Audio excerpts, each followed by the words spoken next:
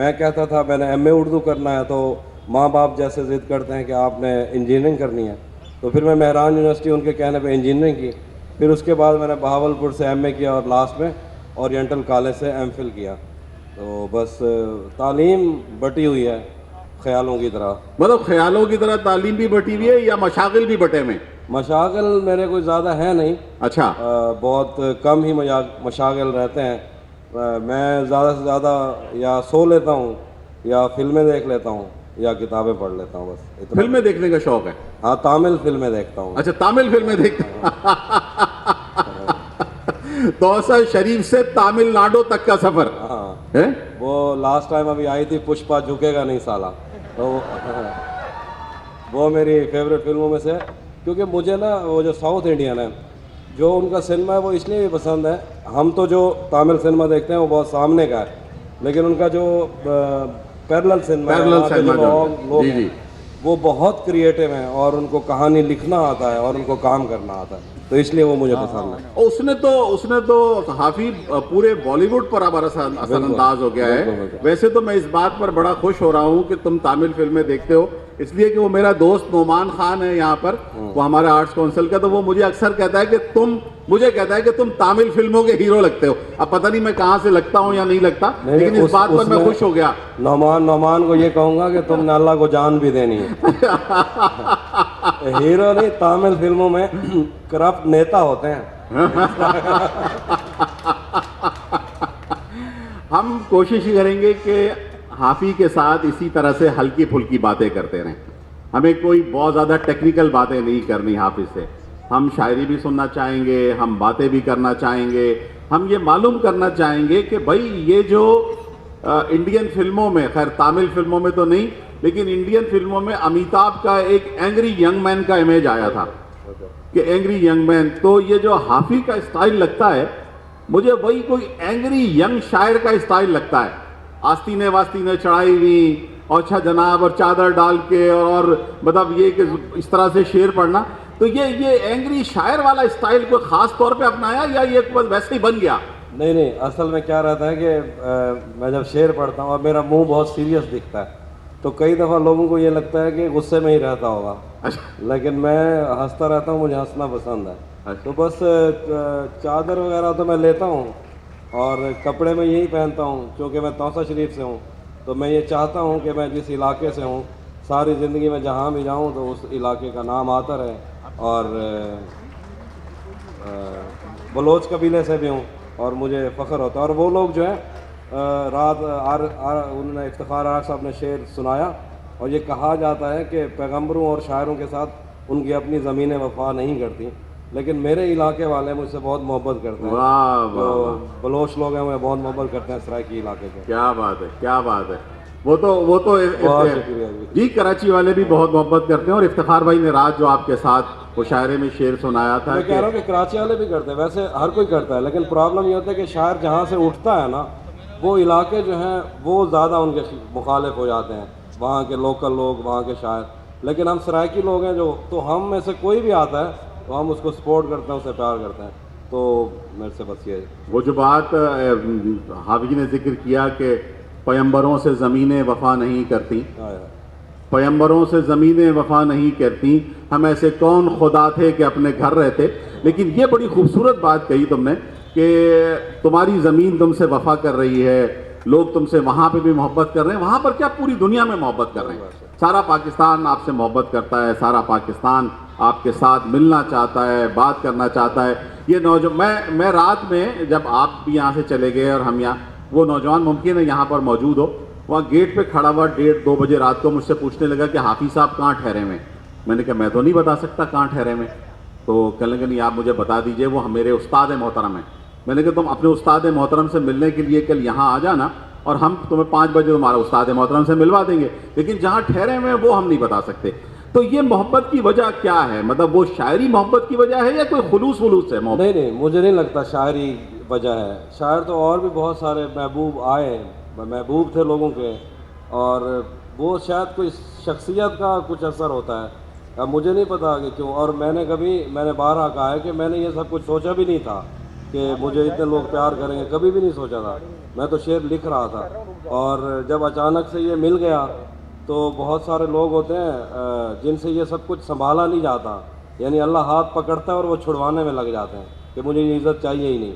ہمارے استاد تھے، وہ کہا کرتے تھے کہ جب آپ کو شہرت ملتی ہے تو یہ ایک تھال ہے پانی کا اور آپ نے یہ لے کے پھرنا ہے، اگر تھال میں سے پانی گرا اور آپ گئے تو اس کو سنبھالنا بہت مشکل ہوتا ہے. مجھے لگتا ہے کہ ان کی محبت کی وجہ شاید یہ ہوگی کہ میں ان کی وہ باتیں کرنا چاہتا ہوں یہ خود جو نہیں کر پاتے، جو اظہار ہے ظاہر ہے وہ ہر انسان کو چاہیے، تو اگر وہ اظہار جو ان سے ہو نہیں پاتا کئی دفعہ کسی وجہ سے نہیں کر پاتے، جب وہ یہ سنتے ہیں کہ وہ بات میں نے کہہ دی ہے اور ان کو اس دقت سے بچنا پڑ جاتا ہے، وہ لائن ہی فارورڈ کر دیتے ہیں، تو مجھے یہ لگتا ہے کہ سر اس وجہ سے کہہ رہے ہیں. ہاں بھی لیکن یہ نوجوان ہمارا پورا سوسائٹی جو ہے پاکستان کی سوسائٹی 60% نوجوان ہیں اس کے اندر جو اپنی عمر کا آغاز کر رہے ہیں.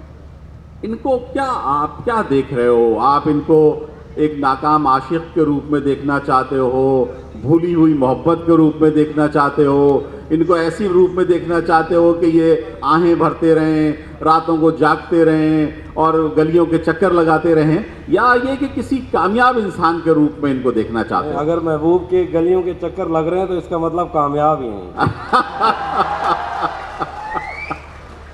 دوسری بات یہ ہے کہ کیا ہوتا ہے کئی دفعہ لوگ یہ کہتے ہیں عام روٹین میں، آپ کے ارد گرد بھی کچھ ایسے لوگ ہوں گے جو کہیں گے کہ یار یہ تو کوئی شاعری، یہ کیا شاعری آپ سنتے، اس کا فائدہ کیا ہے؟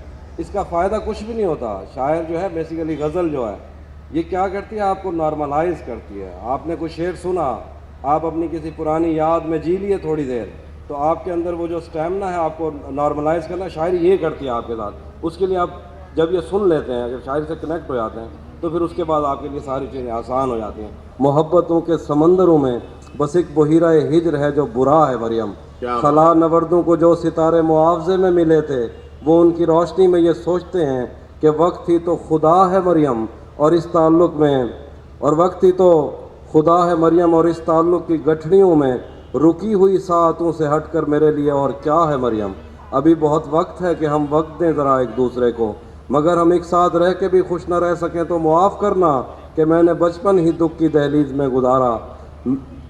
میں ان چراغوں کا دکھ ہوں جن کی لبیں شب انتظار میں بجھ گئیں، مگر ان سے اٹھنے والا دھواں زمان و مکان میں پھیلا ہوا ہے اب تک. میں کوہ ساروں اور ان کے جسموں سے بہنے والی ان آب شاروں کا دکھ ہوں جن کو زمین کی گالوں پہ رینگتے رینگتے زمانے گزر گئے ہیں.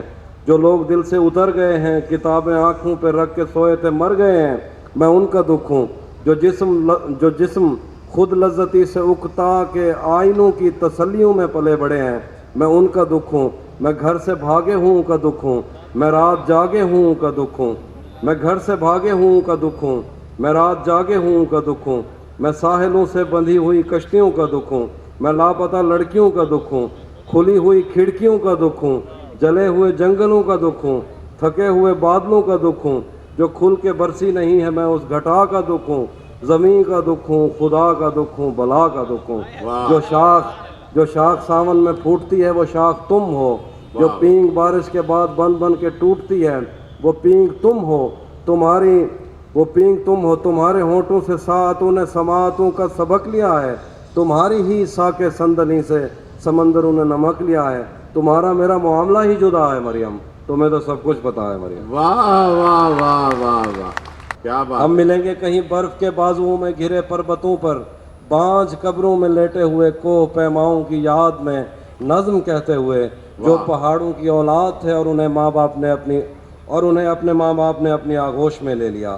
ہم ملیں گے کہیں شاہ سلیمان کے عرس میں، حوض کی سیڑھیوں پر وضو کرنے والوں کے شفاف چہروں کے آگے، سنگ مرمر سے آراستہ فرش پر پیر رکھتے ہوئے، آہ بھرتے ہوئے اور درختوں کو منت کے دھاگوں سے آزاد کرتے ہوئے. ہم ملیں گے کہیں نار مینڈی کے ساحل پہ آتے ہوئے، اپنے گم گشتہ رستوں کی خاک سفر سے ہٹی وردیوں کے نشان دیکھ کر، مراکز سے پلٹے ہوئے ایک جرنیل کی آخری بات پر مسکراتے ہوئے، ایک جہاں جنگ کی چوٹ کھاتے ہوئے. ہم ملیں گے کہیں روس کی داشتاؤں کی جھوٹی کہانی پہ آنکھوں میں حیرت سجائے ہوئے، شام لبنان بیروت کی نرگسیں چشموروں کی آمد کے نوحوں پہ ہنستے ہوئے، خونی قضیوں سے مفلوج البانیہ کے پہاڑی علاقوں میں مہمان بن کر ملیں گے. کیا بات ہم ہے، ملیں گے واہ، کہیں ایک مردہ زمانے کی خوش رنگ تہذیب میں جذب ہونے کے امکان میں، ایک پرانی عمارت کے پہلو میں اجڑے ہوئے لان میں، اور اپنے اسیروں کی راہ دیکھتے 5 صدیوں سے ویران زندان میں. ہم ملیں گے کسی بار میں اپنی بقایا بچی عمر کی پایمالی کے جام ہاتھ میں لیں گے، اور ایک ہی گھونٹ میں ہم یہ سیال اندر اتاریں گے، اور ہوش آنے تلک گیت گائیں گے، بچپن کے قصے سناتا ہوا گیت جو آج بھی ہم کو ازبر ہے. بیڑی و بیڑی تو ٹھل دی تپئیں، پتے پار کیا ہے، پتے پار کیا ہے. بیڑی و بیڑی تو کھل دی تپئیں، پتے پار کیا ہے، پتے پار کیا ہے. ہم ملیں گے کہیں باغ میں، گاؤں میں، دھوپ میں، چھاؤں میں، ریت میں، دشت میں، شہر میں، مسجدوں میں، کلیسوں میں، مندر میں، محراب میں. ہم ملیں گے کہیں باغ میں، گاؤں میں، دھوپ میں، چھاؤں میں، ریت میں، دشت میں، شہر میں، مسجدوں میں، کلیسوں میں، مندر میں، محراب میں، چرچ میں، موسلا دھار بارش میں، بازار میں، خواب میں، آگ میں، گہرے پانی میں، گلیوں میں، جنگل میں، اور آسمانوں میں کونوں مکان سے پرے غیر آباد سیارہ آرزو میں، صدیوں سے خالی پڑی بینچ پر جہاں موت بھی ہم سے دست و گریبان ہوگی تو بس 1-2 دن کی واہ مہمان. واہ واہ واہ واہ واہ واہ میں جب کلاس سے نکلی تھی مسکراتے ہوئے، واہ واہ واہ، ہماری پہلی ملاقات یاد ہے نا تمہیں؟ کیا بات ہے، اشارے کرتے تھے تم مجھ کو آتے جاتے ہوئے. واہ واہ واہ بھائی واہ تمام رات وہ آنکھیں نہ بھولتی تھی مجھے واہ، کہ جن میں میرے لیے عزت اور وقار دکھے. کیا بات، مجھے یہ دنیا بیابان تھی مگر ایک دن تم ایک بار دکھے اور بے شمار دکھے. واہ واہ، مجھے یہ ڈر تھا کہ تم بھی کہیں وہی تو نہیں کیا بات جو ہے، جسم پر ہی تمنا کے داغ چھوڑتے ہیں. خدا کا شکر کہ تم ان سے مختلف نکلے جو پھول توڑ کے غصے میں باغ چھوڑتے ہیں. زیادہ وقت نہ گزرا تھا اس تعلق کو کہ اس کے بعد وہ لمحہ کریں آیا. چھوا تھا تم نے مجھے اور مجھے محبت پر یقین آیا تھا لیکن کبھی نہیں آیا. پھر اس کے بعد میرا نشہ سکوت گیا. میں کشمکش میں تھی، تم میرے کون لگتے ہو. میں امرتا تمہیں سوچوں تو میرے ساحر ہو. میں فارحہ تمہیں دیکھوں تو جون لگتے ہو. کیا بات ہے بھائی، واہ واہ واہ، پھر اس کے بعد میرا نشہ سکوت گیا. میں کشمکش میں تھی، تم میرے کون لگتے ہو. میں امرتا تمہیں دیکھوں تو میرے ساحر ہو. میں فارحہ تمہیں دیکھوں تو جون لگتے ہو. واہ، ہم ایک ساتھ رہے اور ہمیں پتہ نہ چلا. تعلقات کی حد بندیاں بھی ہوتی ہیں. محبتوں کے سفر میں جو راستے ہیں وہیں حوث کی سمت میں پگ ڈنڈیاں بھی ہوتی ہیں. تمہارے واسطے، بہت شکریہ، تمہارے واسطے جو میرے دل میں ہے حافی، تمہیں میں کاش یہ سب کچھ کبھی بتا پاتی. تمہارے واسطے جو میرے دل میں ہے حافی، تمہیں یہ کاش میں سب کچھ کبھی بتا پاتی. اور اب مزید نہ ملنے کی کوئی وجہ نہیں، بس اپنی ماں سے میں آنکھیں نہیں ملا پاتی. واہ واہ واہ بھائی، واہ واہ واہ واہ واہ، میں بھی ساتھ رکھتا اور اسے بھی اپنا دیوانہ بنا لیتا. اگر میں چاہتا تو دل میں کوئی چور دروازہ بنا لیتا. واہ، میں اپنے خواب پورے کر کے خوش ہوں، پر یہ پچھتاوا نہیں جاتا کہ مستقبل بنانے سے تو اچھا تھا تجھے اپنا بنا لیتا. ایک اور غزل ہے کہ جی بتاؤ، جب سے اس نے کھینچا ہے کھڑکی کا پردہ ایک طرف، جب سے اس نے کھینچا ہے کھڑکی کا پردہ ایک طرف، اس کا کمرہ ایک طرف ہے باقی دنیا ایک طرف. واہ واہ واہ بھائی، واہ واہ، جب سے اس نے کھینچا ہے کھڑکی کا پردہ ایک طرف، اس کا کمرہ ایک طرف ہے باقی دنیا ایک طرف. ایک طرف تمہیں جلدی ہے اس کے دل میں گھر کرنے کی، ایک طرف وہ کر دیتا ہے رفتہ رفتہ ایک طرف. واہ واہ کیوں واہ، تو آج بھی تیرا دکھ دل دہلا دیتا ہے، لیکن تجھ سے جدا ہونے کے بعد کا پہلا ہفتہ ایک طرف. ایک طرف، واہ واہ واہ، تیری آنکھوں نے مجھ سے میری خودداری چھینی، ورنہ پاؤں کی ٹھوکر سے کر دیتا تھا میں دنیا ایک طرف. واہ واہ واہ بھائی، واہ واہ، کہ وہ مطلب یہی ہے بس. ہاں مطلب کہ میں زیادہ مجھے ٹینشن ہونا، اچھا، پھر میں بہت زیادہ ٹینشن لے جاتا ہوں. کوئی دکھ ہو تو میں پریشان ہو جاتا ہوں، اس لیے میں نکل جاتا ہوں دکھوں سے. نہیں نہیں، آپ کو دکھوں اور پریشانیوں کی ابھی طرف پچھلے ابھی- دنوں ایک میری دوست کے ساتھ ابھی ایک اور بات بھی میں آپ سے کہنا چاہتا تھا کہ ویسے دنیا میں کتنے لوگوں کی تصویریں لوگوں کے ساتھ ہوتی ہیں، ان پہ کبھی کوئی بات نہیں ہوئی. میری ایک تصویر تھی جس میں میں اپنی دوست کے ساتھ بیٹھا ہوں ایک کشتی میں نا، تو وہ تصویر اتنی وائرل ہوئی تو نیچے کسی نے لکھا تھا کہ ہمیں دکھی شاعری پہ لگا کے خود ورلڈ ٹور کر رہا ہے. تو پہلی بات یہ ہے کہ میں جو شعر کہتا ہوں اس کا مطلب یہ نہیں ہے کہ تم بھی پڑھ کے دکھی رہو, لیکن اگر کچھ ایسا ہو جاتا ہے تو کچھ نارمل چیزیں بھی ہوتی ہیں. مطلب نارمل ہو جاؤ, ہفتے بھر بعد بس ٹھیک ہے, ہاں دکھی ضرور ہو, زیادہ دکھی نہیں رہنا چاہیے. حقوق غصب ہوتے ہیں, اور اس کے بعد کوئی بھی ایک آدمی جب اس پہ بات کرنا چاہتا ہے وہ نثر کے ذریعے میں شاعری میں, تو وہ جو چہرہ ہوتا ہے, وہ جو اس کی نثر یا شاعری کا چہرہ ہوتا ہے وہ اس سے بہت فرق پڑتا ہے. مثال کے طور پر ضرورت کیا ہوتی ہے, اگر شاعری میں جتنی مضامتی شاعری ہوئی ہے وہ ساری اس چکر میں ہوئی ہے, اور ہم جب کوئی بات کہہ دیتے ہیں وہ مین سٹریم پہ آ جاتی ہے, یا میرے علاوہ کوئی بھی ہوگا اپنے علاقے کی بات کرے گا, سامنے آ جائے گی. آپ نے نوٹس میں لانی ہوتی ہیں چیزیں, باقی سب کچھ ہو جاتا ہے. مثال کے طور پر میں جب بھی کوئی ایسی ویڈیو دیکھتا ہوں تو میں شیئر کرتا ہوں کہیں, تو بعد میں کوئی نہ کوئی نیچے لکھ دیتا ہے کہ یہ معاملہ پہلے حل ہو گیا تھا. تو ادریس بابا کا شعر ہے, میں اس کے قتل کو نوٹس میں لانا چاہتا ہوں, میں چپ رہا تو میرے ساتھ بھی یہی ہوگا. واہ واہ واہ. بس اس کا فرق پڑتا ہے, شاعری ہو یا لٹریچر ہو. مثال کے طور پر اس کی میں چھوٹی سی مثال دوں کہ مارکیز کا ایک ناول ہے نومن رائٹس ٹو کرنل, تو ان کے دادا کی پنشن کا مسئلہ تھا, جو ادبی دنیا کا سب سے بڑا چہرہ بن گیا, وہ نئے فکشن کا چہرہ بن گیا. اس ناول سے کیا ہوا کہ جو پنشن جو معاملہ تھا وہ پنشن والا وہ حل ہو گیا, اور باقیوں کا بھی حل ہو گیا, نیا قانون چل گیا. تو لکھنے سے, شاعری سے, فکشن سے بہت فرق پڑتا ہے, اور اسی سے ہی پڑتا ہے میرے خیال سے. میں صحیح بات یہ ہے کہ میں حیران ہو رہا ہوں, مارکیز کا وہ ناول بڑا خوبصورت ناول ہے, اور اس کی وجہ سے پھر وہ اس قانون بنا, اور پینشن جو لوگ تھے وہ سارے معاملات حل ہوئے, اور جو پینشن یافتہ بوڑھے لوگ تھے وہ بہرحال ساری زندگی اس کے بعد سے آج تک اس سے انجوائے کر رہے ہیں. یہ کبھی یہ سوچا کہ جناب اس اپنی ساری شاعری کو, اپنی اس مقبولیت کو, اپنی اس جو شہرت ہے, اس کو کوئی لیڈر بنا جائے, کوئی مطلب کوئی پولیٹکس میں آیا جائے؟ نہیں, کبھی ایسا میں نے سوچا نہیں.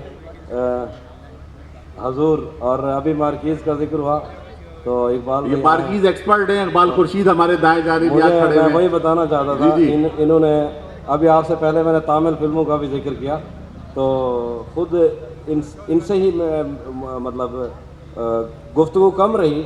یہ مارکیز کا یا میلان کا یا نثر کے جتنے جو شوق تھے وہ ان کی وجہ سے بھی ہیں, اور یہ بہت قابل آدمی ہیں, بہت پیارے بھی لگتے ہیں, بہت سیدھے ہیں. بہت تامل سے محبت کرتے ہیں تو یہ میری پہلی محبت کی وجہ ہے, دوسرا مارکیز سے محبت کرتے ہیں یہ دوسری وجہ ہے, تیسرا میلان سے محبت کرتے ہیں یہ ایک اور وجہ. تو ایسی کئی ساری باتیں. ممتاز بخاری صاحب بھی نظر آ رہے ہیں. جی, ممتاز بخاری صاحب بھی بیٹھے ہوئے. تو ابھی پچھلے دنوں نا ممتاز بخاری صاحب کے ایک ناول تھا, اس حوالے سے میں نے تھوڑی سی بات کی, تو ریل کا وہ بہت چلا, بہت سارے لوگوں نے اعتراض بھی کیا. تو یہ بات میں نے کی بھی اس لیے تھی کہ یہ سامنے آنی چاہیے. تو آپ کی تو خیر ہے, گالیاں مجھے پڑی ہیں, آپ تو ہنس رہے ہیں, بیٹھ گئے. میں تو جو بات میں نے ذکر کیا وہ خیر اقبال خورشید نظر آ گئے.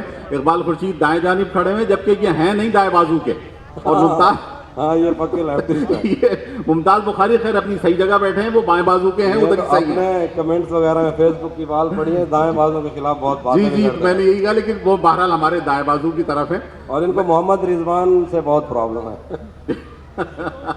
میں نے جو سوال کیا تھا کہ یہ ساری شہرت کا استعمال سیاست میں آنے کے لیے, لیڈر بننے کے لیے, کوئی مطلب کوئی تبدیلی کی خواہش, کوئی اور چیز نہیں آئی کبھی ذہن میں؟ نہیں, میں شاعری کے علاوہ اپنے آپ کو کچھ سوچوں بھی نہ کہ میں یہ ہو سکتا ہوں, تو مجھے سمجھ نہیں آتا.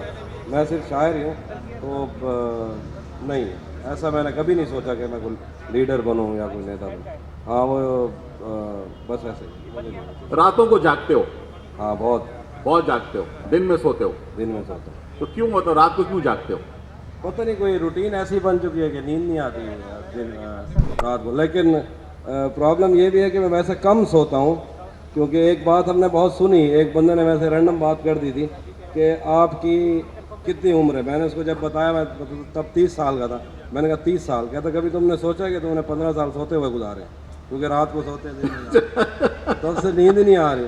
اور پھر ابھی ہم مارکیز کا ذکر کر رہے تھے, انہوں نے جو آخری گفتگو کی اپنے پڑھنے والوں کے نام، انہوں نے اس میں ایک بات لکھی کہ مجھے اب یہ پتہ لگ رہا ہے کہ جب میں نے 1 منٹ آنکھ بند کی تو میں نے روشنی کے 60 سیکنڈ کھو دیے. اس لیے بھی تھوڑا میں کہتا ہوں الو بن گیا ہوں. لیکن اگر یہ ایک بات سمجھ لیتے تو جو بات سمجھنے میں رات ہو گئی ہے وہ تو مسئلہ حل ہو جاتا نا. ہاں یہ سوال ہے بھائی، یہ ایک بات سمجھنے میں رات ہو گئی ہے، میں اس سے جیت گیا ہوں کہ مات ہو گئی ہے، تو بھائی وہ اگر رات میں سو جاتے تو یہ سارا مسئلہ ہی نہ ہوتا. ہاں صحیح کہہ رہے. ٹھیک ہے نا. اور راتوں میں نیند نہیں آتی. تو اب یہ کم از کم یہ تو ہمیں سناؤ کہ بھئی یہ کیا بات سمجھنے میں رات ہو گئی. ہاں یہ ایک بات سمجھنے میں رات ہو گئی ہے، میں اس سے جیت گیا ہوں کہ مات ہو گئی ہے. واہ واہ واہ. میں اب کے سال پرندوں کا دن مناؤں گا، میری قریب کے جنگل سے بات ہو گئی ہے. کیا بات ہے، کیا بات ہے بھائی. واہ واہ واہ واہ واہ. اور یہ بھی تھا کہ راتیں کسی یاد میں کٹتی ہیں اور دن دفتر کھا جاتا ہے. راتیں کسی یاد میں کٹتی ہیں اور دن دفتر کھا جاتا ہے. دل جینے پہ مائل ہوتا ہے تو موت کا ڈر کھا جاتا ہے. واہ واہ. سچ پوچھو تو تہذیب آفی میں ایسے دوست سے عاجز ہوں، ملتا ہے تو بات نہیں کرتا اور فون پہ سر کھا جاتا. واہ واہ واہ واہ واہ واہ. تہذیب حافی کی شاعری میں وہ ساری چیزیں پائی جاتی ہیں کہ جو آپ کو پسند ہیں، آپ سب لوگوں کو. ہاں بالکل. اور آپ سے پیچھے بیٹھنے والے جو زمین پہ نہیں بیٹھ سکتے ان کو پسند ہیں، اور پھر میرے جیسے نوجوانوں کو بھی پسند ہے. تو یہ ہم سب کے پسندیدہ شاعر ہیں. یار یہ جو پسندیدہ شاعری ہے، میر سے اس سفر کا آغاز ہوتا ہے، غالب اس زمین کو پامال کر دیتے ہیں بری طرح سے، اور اس کے بعد لیکن یہ جو ہماری سرائکی وسیب کے شاعر ہیں جیسے شاکر شجابادی ہیں، وہ جو دکھ، وہ جو تکلیف، وہ جو میں ممکن ہے کہ میں وہ غلط پڑھوں. میں آپ سب سے جو سرائکی وسیب کے لوگ ہیں ان سے معذرت کے ساتھ کہ 72 ہور دے بدلے گزارا ہک سے کر گھڑسوں، 71 ہور دے بدلے دوسانو رج کے روٹی دے. مطلب یہ دکھ جو ہے، یہ روٹی کا دکھ جو ہے، یہ پانی کا دکھ جو ہے، یہ مظالم کا دکھ جو ہے، یہ آپ کی شاعری میں نظر نہیں آتا. میں نے ابھی فہیم شناس کاظمی صاحب کو دیکھا ہے. فہیم شناس کاظمی صاحب جب میں حیدرآباد میں ہوا کرتا تھا تو میرے بہت پرانے دوست ہیں اور ہم کئی راتیں اکٹھے بیٹھتے تھے اور باتیں کرتے تھے. آج اچانک آپ کو دیکھ کے بہت خوشی ہوئی، بڑے عرصے بعد دیکھا. ہاں میں یہ کہہ رہا ہوں کہ شاعری کے ظاہر ہے کچھ قبیلے ہیں کہ آپ کس قبیلے سے تعلق رکھتے ہیں. تو میرا معاملہ ظاہر رومانٹسزم سے تھا، تو اس کے لیے اور بہت سارے لوگ ہیں جو کر رہے ہیں، اور احتجاج میرے ہاں ہے میری شاعری میں بھی، پر وہ اتنا لاؤڈ نہیں ہے، لیکن کہیں نہ کہیں مل جاتا ہے. لیکن میں چاہتا ہوں کہ بس محبت پہ ہی بات ہوتی رہے، اور اب میں نے جب قبیلہ چن ہی لیا تھا تو اب میں کیا ہی کر سکتا ہوں. مطلب محبت کا قبیلہ چن لیا تو اب ساری زندگی محبت کے قبیلے میں ہی رہو گے. ہاں مجھے لگتا ہے کہ یہی صحیح جگہ ہے. اور دوسری بات یہ ہے کہ شاعری میں چینج کروں گا، ہو سکتا ہے کچھ نظموں میں میرے معاملات ہیں ایسے، لیکن غزل میں تو میں سیدھا وہ محبت کی بات کرتا ہوں. غزل میں محبت کی بات اور کرتا ہوں. محبت سے بڑی چیز مجھے کبھی سمجھ بھی نہیں آئی، اور اس سے بڑا بھی کچھ ہوتا ہے. تو اب کیا سنانا پسند کرو گے آپ ہمارے یہ نوجوانوں کو؟ میں سناتا ہوں جی. کہ ابھی آپ نے ذکر کیا کہ توسا میں بارشیں وغیرہ کم ہوتی ہیں. سچی بات ہے، توسا میں بارشیں بہت کم ہوتی ہیں، اور اگر ہمیں نہانا ہوتا تھا تو ہم بیگنے بدل کے جاتے تھے. تو پھر سٹارٹ میں وہ جو آپ کہہ رہے تھے احتجاج والی بات، جی. تو ایک شعر تھا کہ بتائے ابر مساوات کیوں نہیں کرتا. واہ واہ واہ. بتائے ابر مساوات کیوں نہیں کرتا، ہمارے گاؤں میں برسات کیوں نہیں کرتا، اور محاذ عشق سے کب کون بچ کے نکلا ہے، تو بچ گیا ہے تو خیرات کیوں نہیں کرتا. واہ واہ واہ بھائی واہ واہ. ایک سہیلی اپنی دوسری سہیلی کو ایک نصیحت کر رہی ہے شاعروں کو لے کے. یہ وہ نظم ہے، وہ سناتا ہوں. تم اکیلی نہیں ہو سہیلی، واہ. جسے اپنے ویران گھر کو سجانا تھا، اور ایک شاعر کے لفظوں کو سچ مان کر اس کی پوجا میں دن کاٹنے تھے. تم اکیلی نہیں ہو سہیلی، جسے اپنے ویران گھر کو سجانا تھا، اور ایک شاعر کے لفظوں کو سچ مان کر اس کی پوجا میں دن کاٹنے تھے. تم سے پہلے بھی ایسا ہی ایک خواب جھوٹی تسلی میں جان دے چکا ہے، تمہیں بھی وہ ایک دن کہے گا کہ وہ تم سے پہلے کسی کو زبان دے چکا ہے۔ واہ واہ واہ واہ، تم سے پہلے کسی کو زبان دے چکا ہے، واہ تم واہ۔ اکیلی نہیں ہو سہیلی جسے اپنے ویران گھر کو سجانا تھا اور ایک شاعر کے لفظوں کو سچ مان کر اس کی پوجا میں دن کاٹنے تھے۔ تم سے پہلے بھی ایسا ہی ایک خواب جھوٹی تسلی میں جان دے چکا ہے، تمہیں بھی وہ ایک دن کہے گا کہ وہ تم سے پہلے کسی کو زبان دے چکا ہے۔ واہ وہ تو شاعر ہے اور صاف ظاہر ہے، شاعر ہوا کی ہتھیلی پہ لکھی ہوئی وہ پہلی ہے جس نے ابد اور ازل کے دریچوں کو الجھا دیا ہے۔ وہ تو شاعر ہے، شاعر تمنا کے صحرا میں رم کرنے والا ہرن ہے، شوبدہ باز صبحوں کی پہلی کرن ہے۔ وہ تو شاعر ہے، شاعر کو بس فکر لوح و قلم ہے، اسے کوئی دکھ ہے کسی کا نہ غم ہے۔ وہ تو شاعر ہے، شاعر کو کیا خوف مرنے سے، شاعر تو خود شاہ سوار اجل ہے، اسے کس طرح ٹال سکتا ہے کوئی کہ وہ تو اٹل ہے۔ میں اسے جانتی ہوں، وہ سمندر کی وہ لہر ہے جو کنارے سے واپس پلٹتے ہوئے میری کھردری ایڑیوں پر لگی ریت بھی اور مجھے بھی بہا لے گیا۔ وہ میرے جنگلوں کے درختوں پہ بیٹھی ہوئی شہد کی مکھیاں بھی اڑا لے گیا۔ اس نے میرے بدن کو چھوا اور میری ہڈیوں سے وہ نظمیں کشیدیں جنہیں پڑھ کے میں کانپ اٹھتی ہوں اور سوچتی ہوں کہ یہ مسئلہ دل بری کا نہیں، خدا کی قسم کھا کے کہتی ہوں وہ جو بھی کہتا رہے وہ کسی کا نہیں۔ واہ واہ واہ واہ واہ واہ۔ تم اسے جانتی ہی نہیں ہو، وہ خدائے سپاہ سخن ہے اور تم ایک پتھر پہ لکھی ہوئی اسی کی ہی ایک نظم ہو۔